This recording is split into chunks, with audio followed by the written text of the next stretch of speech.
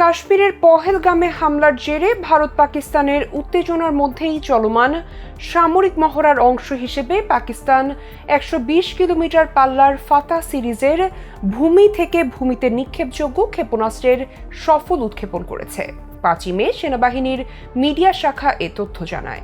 ভারতের সাথে পাকিস্তানের চলমান দ্বন্দ্বে এটি কয়েকদিনের মধ্যে সামরিক বাহিনীর দ্বিতীয় ক্ষেপণাস্ত্র নিক্ষেপ।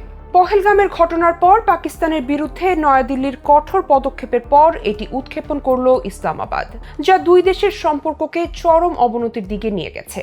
পাকিস্তান সেনাবাহিনীর ঊর্ধ্বতন কর্মকর্তাদের পাশাপাশি পাকিস্তানের কৌশলগত সংস্থার বিজ্ঞানী ও প্রকৌশলীরাও এই উৎক্ষেপণটি পর্যবেক্ষণ করেছিলেন। তারা দেশের আঞ্চলিক অখণ্ডতার বিরুদ্ধে যে কোনো আগ্রাসন মোকাবেলায় পাকিস্তান সেনাবাহিনীর প্রস্তুতি এবং প্রযুক্তিগত দক্ষতার উপর পূর্ণ আস্থা প্রকাশ করেছেন। দেশ বিদেশের এমন সব গুরুত্বপূর্ণ নিউজ জানতে লাইক, কমেন্ট ও শেয়ার করে ট্রেন্ডস নিউজের সাথেই থাকুন।